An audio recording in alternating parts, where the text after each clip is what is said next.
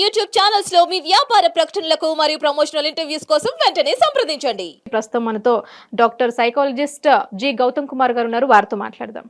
Sir నమస్తే sir. నమస్తే అమ్మ. సార్ ఈ మధ్యకాలంలో ఎక్కువగా ఇల్లీగల్ రిలేషన్షిప్స్ గురించి కూడా వింటా ఉన్నాము.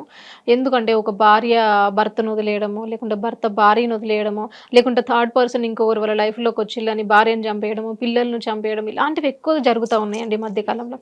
ఎందుకు అంటే అంటే ఆల్రెడీ పెళ్ళై పిల్లలు ఉన్న తర్వాత కూడా ఎందుకు ఒక థర్డ్ పర్సన్ వాళ్ళకి అంటే ఆ థర్డ్ పర్సన్ వల్ల ఎందుకు వీళ్ళు డిస్టర్బ్ అవుతున్నారు, ఏంటి అసలు? అంటే వీళ్ళు అప్బ్రింగింగ్ లోపల కూడా మనం కొన్ని చూడాలి. అంటే ఏంటిదంటే వాడు పుట్టి పెరిగిన వాతావరణం ఉంటుంది ఒకటి.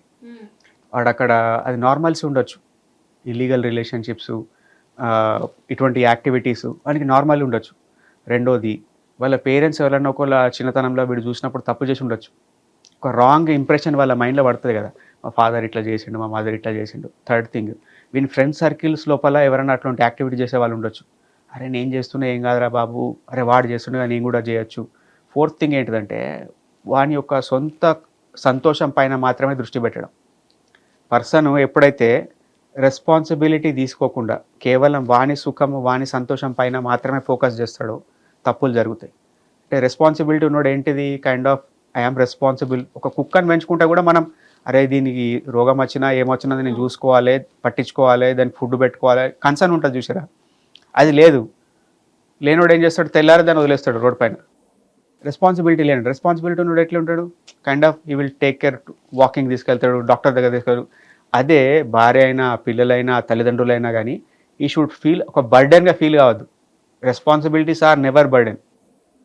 మోస్ట్ ఆఫ్ ద పీపుల్ ఎప్పుడు చెరిష్ అవుతారు, లైఫ్లో గ్రో అవుతారంటే వాడు రెస్పాన్సిబిలిటీని ఓన్ చేసుకున్నవాడికి ఒక కోరిక ఉంటుంది, నా పిల్లల కోసం నేను కష్టపడాలి, నా భార్య కోసం నేను ముందడి పోవాలి, నేను మారాలి, ఒక గోల్ ఉంటుంది కదా.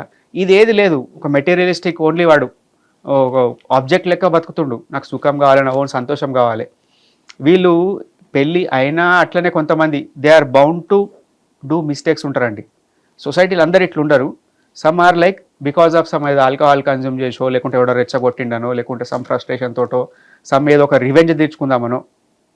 చాలామంది భార్యలు భర్త పైన రివెంజ్ తీర్చుకుందామని ఇన్వాల్వ్ అవుతారు. లేకపోతే భార్యలు లేకుంటే భర్తలు కూడా సంథింగ్ ఈ అమ్మాయి తెలియకుండా చెప్తుంది, కాలేజ్ డేస్లో నాకు ఒక లవర్ ఉండే తెలుసా, వాడికి ఇట్లా అట్లా అంటే వాడి మైండ్లోకి వెళ్ళిపోదు. ఇక నువ్వు గిట్లా చెప్తావా, నన్ను గిట్లా చీడి చేసినావా అని చెప్పి వాడు లోపల అంటేనే కుమిలిపోయి వాడు మంచోడు పాపం, స్వాతిముత్యం. కానీ వాడికి అది లోపలికి వెళ్ళిపోదు.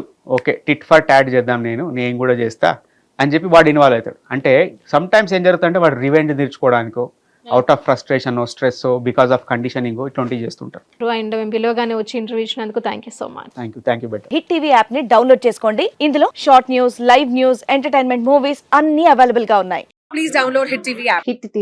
హిట్ టీవీ యాప్ని ఫ్రీగా డౌన్లోడ్ చేసుకోండి.